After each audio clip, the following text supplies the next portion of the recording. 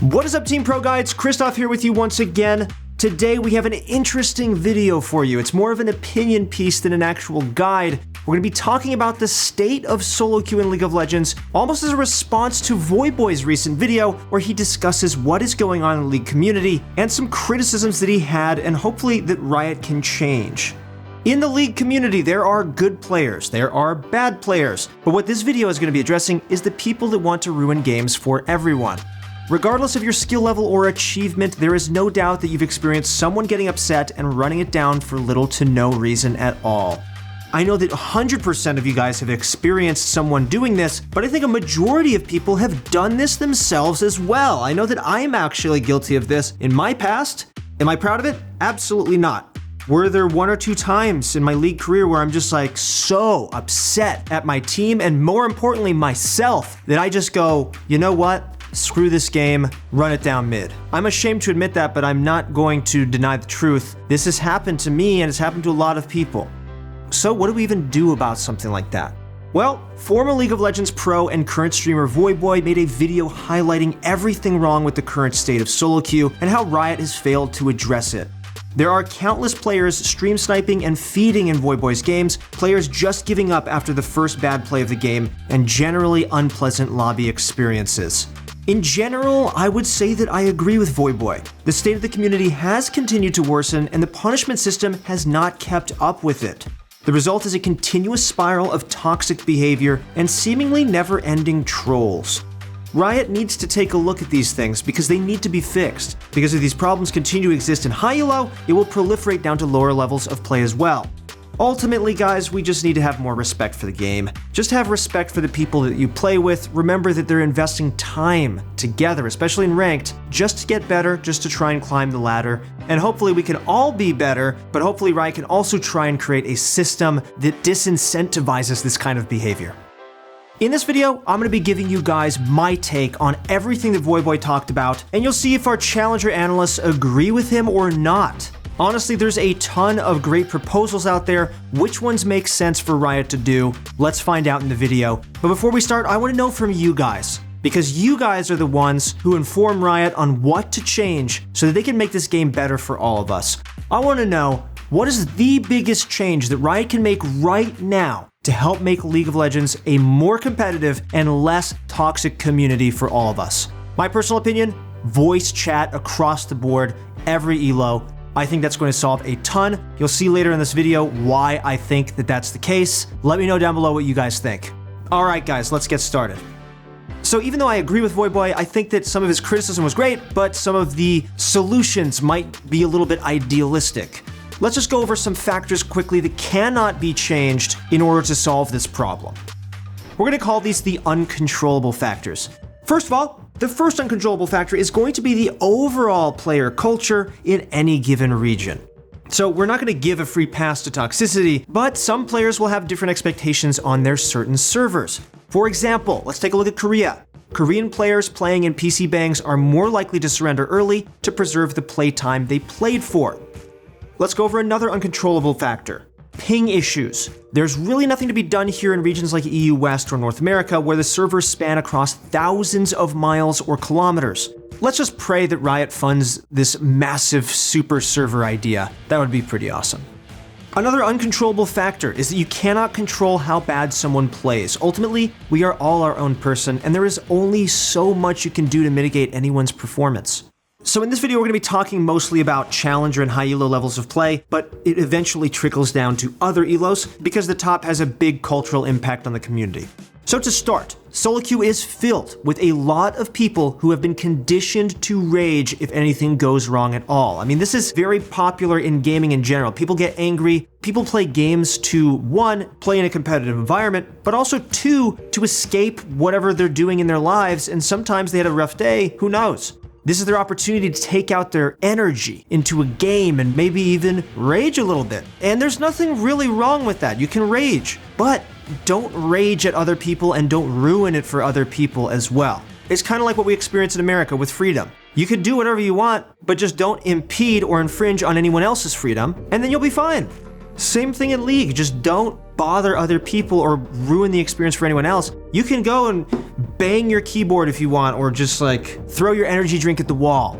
As long as you go in, really try to win, do your best, and not flame other people, do whatever you want. Take out your aggression. But that's where the real problem is. A lot of people are frustrated, and that's totally understandable because LP matters to people. And when someone else is in control of that LP gain for you, if someone's feeding or if someone's really having a bad game, you want to get mad at them because it means a lot to you. But it's never the right thing to flame that person. It's never the right approach to be toxic because it's just not productive. There's a chance that maybe your team could turn it around. Maybe if you talk nicely to somebody, maybe they will just farm safely under their tower and stop feeding. In my experience, I've found that very few people, as you climb the ladder, are really there to just completely troll the game. If they're trolling in the game, it's usually because they've been flamed or because something has happened within the game that has made them do that, but they don't go into the game with a desire to lose the game, unless maybe you're in Iron 4. That is a possibility, actually. But it's kind of like murderers and psychopaths in society. We all think that there's so many murderers and psychopaths, but to be honest, they only represent a very small portion of the population of those people who just want to ruin everything for society. Most people are not necessarily good or bad, but most people are social creatures that want to produce value for their given social group. That is just the vast majority of people. Now, when they're toxic, that's just them reacting, they've had a bad day, and that's something I think people actually have control over. All it takes is a couple nice words to really calm the situation down, get everyone on board. Just be that leader for your team, be someone who inspires your team to just go for it. And look, if they're still toxic, you've always got the next game. So let's talk about dodging lobbies though. Like Voyboy said, people are always ready to dodge to avoid specific games or players. In high elo lobbies, there are far too many people trolling champ select, fully knowing that somebody will dodge or let them off without a hitch. Now, this is something I talked about in some of our previous videos, but I know a lot of you guys were like, you shouldn't increase the dodge penalties, that's screwed up. I agree with you if you're in an iron or in bronze or silver, but in higher elo games, don't forget, it's really hard to actually get into a game, maybe even 5 minutes. And, if someone's just dodging because they want to save the LP because they think the comp that they're up against is bad, well, that ruins it for a lot of people who have to wait so long just to get into a game. All right, now let's talk about win trading. You've heard about this before, and it's a huge problem in high elo. A high elo player will have their friend queue on their main account and get them to lose the game on purpose, sometimes in a way that isn't obvious to everyone involved. All of a sudden, a game is ruined solely just to get that elo. The player on their main account doesn't care in this situation because they get compensated in exchange and will probably get that elo back. Why is this wrong? Well, it completely destroys the competitive integrity of the game, and it continually ruins the game, especially at high elo. Now, do I think this is rampant? I don't think this is rampant, but I think that this is a serious problem. We are investing like 45 minutes per game, really putting our energy in it, really trying to get better, and then you see something like this happen and you're just gonna be like, what the hell? I'm wasting my time here. Because the beauty of League is that we really get to challenge ourselves to become better, to grow as a person, to understand strategies, to become better, to become a better communicator, better player. And when you put so much work into something and you see someone doing some win trading strategy, you're just like, this is complete BS. I don't even want to play anymore. So Riot, I think, really needs to focus on this one. And it should be a simple solution in my opinion. And I think that they're looking into it. Look, we all give Riot a bunch of flack for, how they deal with the community, but to be honest, amongst all the game publishers out there, because we follow a bunch of them, they are by far the best. So they will listen to us, and I think that they will probably implement a great strategy for win trading.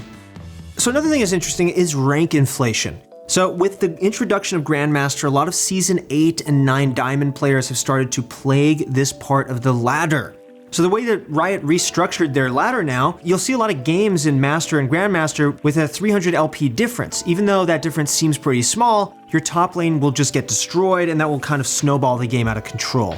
Whenever there's any skill disparity in a matchmaking system, it's really hard to maintain the motivation. The ultimate goal is to have a really balanced competitive match. And that can be hard, so let's just give Riot some credit. but I think that especially in high elo, you're seeing a lot of disparity, and that might be the result of the introduction of Grandmaster. And I think that Voyboy was really talking about this in particularly in high elo because of this situation that's occurred. I don't think it's very relevant for a lot of people in gold or below, but this is something that's happening at the top. And look, if a lot of the pros just jump ship because of these problems, that's going to have a big spillover effect with the community because we all love watching the pros, and if they're not playing the game, who knows what'll happen, but I don't think that's very good. I mean, to be honest, a lot of these problems were affecting me a bit, and that's why I kind of just started playing TFT instead. I just hit Diamond today, which is pretty fun. Hopefully I'll hit Masters pretty soon. Also, if you guys want to check out our TFT content, we post it online, so you can go check it out on our YouTube channel or get TFT coaching. I actually had some in the beginning when I was in Silver, just starting out, just getting placed in TFT. And then it only, he was telling me exactly what I needed to do. I ended up going very fast to Diamond. It only took me about 3 or 4 days. And that was the result of playing 2 or 3 meta comps that were very, very helpful. So check that out. You can use ProGuides for League as well, or Valorant. Good stuff. Shameless plug. Okay, so now let's talk about voice communication. This is an interesting one because Valorant has built-in voice communication. Most games have built-in voice communication, but for whatever reason, League does not. And honestly, I don't know why they don't. It's so much easier to communicate with people with a voice. Like, the ping system is fine, but if you can literally tell someone, hey, the jungler's coming bot lane right now, why don't you back off a little bit? That's so much easier than just constantly just pinging, and it gets people angry. Like, if someone's just constantly pinging, I can't even tell the tone of their voice. Maybe they're like trying to say it in a nice way, but they're really trying to tell you, hey, back off a little bit. And I have no idea. So then if I'm just getting a giant exclamation mark constantly in my face, I'm gonna be kind of pissed off, and maybe I'll just put in text with caps. I'll be like, I know, buddy, I get it, and then that can create an argument. But if you had voice chat, all the guy says, hey, jungler coming down bot, why don't you back off, maybe sit under tower. I'll be like, oh yeah, that's a good idea. And then they're also probably gonna be nice to you. There's no inference. You don't have to infer whether or not he's being aggressive to you, because all you see is an exclamation mark with that annoying sound in your ear, and you're like, okay, this guy's being super aggro to me. I hate this guy, I'm gonna spam I hate you back in chat or something. But if he was on the voice, it can all be calm, and you can kind of tell what their tone is and what their intention is when they say something. So voice comm is going to solve this problem. They have it in all the other games, and there's not that much toxicity in Valorant at the moment. And so they've been thinking about only introducing voice communication in high elo. Well, at least they're putting in voice communication, that's great, but to be honest, the entire community needs it, because if you're in the depths of iron and you're trying to climb out, and you're really putting in the work, you're really focusing on getting better yourself, and then you have a bunch of people who just don't care about the game, at least with voice communication, that gives some people the opportunity to work together. Someone who is communicating to you and they can hear your voice is much less likely to troll, because it creates a more intimate connection. It's a more human relationship where you feel like you're actually impacting someone when you hear their voice, and it's very powerful. And that can be super beneficial for Iron as well. I think that the trolliness, the toxicity will go down a lot if voice communication is across the board. Oh, so here's another interesting topic. This is where names should be showing in pre-game lobbies. So there are streamers who openly show their clients, so people know who's on both sides already. Just make it known and precise for everyone involved. This will force every one trick to start learning new champions, either forcing them down to a lower elo or giving them the push they needed to become a more well-rounded high elo player. Sure, at the end of the day, League is still a game and meant for enjoyment, but there needs to be a fine line between enjoyment and competition when some players are really trying hard to go pro. Normal games are there for a reason. Go have fun if you want to, that's great, but keep ranked very competitive. Very important. Another thing that I think needs to happen is that we need to change the matchmaking algorithm. Currently, autofill is the demon we all know too well. It's an issue that people will bring up over and over. Let's just create a scenario right now to show you how the current system works. Okay, let's say you're a 1000 LP 80 carry main, and the system matches you up with 9 other players. Don't forget, guys, this is a high elo example. When you get into the lobby, you notice that everyone on your team is 1000 LP in their respective roles, except for your jungler, who has 1000 LP in another role. Now, this is where I think the proposal comes in. I think we should focus on speeding up the matchmaking process while making sure that everyone is on their specific role. Me in the jungle, I'm awful. Don't get me wrong, I like the jungle, especially in lower elo. It's a very effective way of climbing, but that's not my main. So instead of the 1000 LP jungler autofilled to support, Riot queues in a 400 LP support player to fill the void. So instead of that 1000 LP jungler autofill to support, Riot will instead queue a 400 LP support player to fill the void. Your team gets a player that is slightly worse, but at the very least, they're on their main role. Now, although this is a challenger level example, it can still be scaled down to other ranks as well. So this is pretty straightforward. Reset every single League of Legends account to Silver 1, rank in MMR, just like the good old days. As it stands, there are far too many people in ranks that they don't really deserve, mostly because people just take a break from the game. When they come back, they're not as good as they used to be. They don't understand the meta. They're just hopping into a high elo game and they're like, whoa, what's going on here? Doing a one-time hard reset like they did back in 2012 will push everyone back down and allow people to climb back up every time.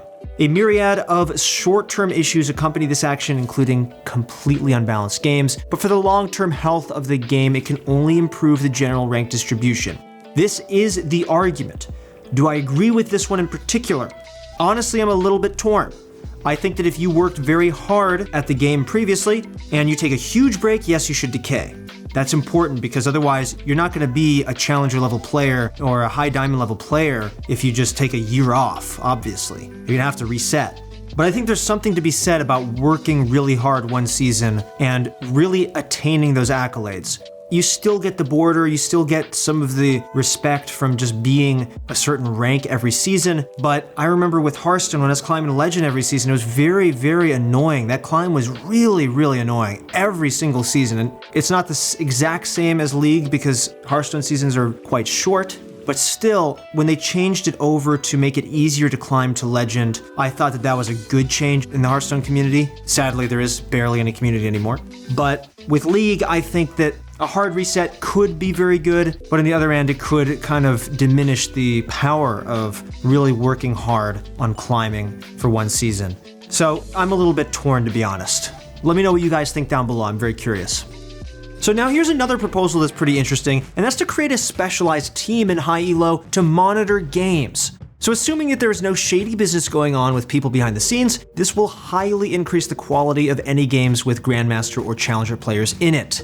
So essentially the proposal is to have this high elo player monitor these games. And it seems like a lot of work, but the people doing this job can weed out win traders, trolls, rage quitters, and extremely toxic people. While this strategy and team won't be able to handle games below Challenger and Grandmaster, since there are simply too many players, at least this will be an incentive for everyone who really loves League to grind to that high elo just to get those better games. If these were to be implemented, it would be best to reduce the number of Challenger spots to probably 150 and maybe Grandmaster to 500, just to create more exclusivity for this feature. This is an interesting proposal. Honestly, I think that it's probably a good idea because once you're at that level, the desire to go pro is pretty intense, and I think that it's important that the people in that exclusive category, they're really, really taking it seriously, so I think that Riot should take it seriously as well, and the people that perform well in those environments will hopefully have a path to going pro. Guys, that is it. That's a response to the Voyboy video and to the community at large. I would love to know what you guys think about all of this going on in the League community. Do you guys think that Riot needs to make these changes swiftly? I personally do. I think that there's a lot of things up for debate, but for the most part, the quality of the League experience is really important to the community. And I'd love to know what you guys think is the biggest change that needs to happen soon. So let me know down below. Personally, I think the communication needs to happen immediately. I think that that would solve a lot of problems if people are just able to communicate with a mic. All right, guys, that's it for the video. Thank you so much for watching, guys. It's been great hanging out with you today. Good luck in your next few games, and I'll see you on the Rift.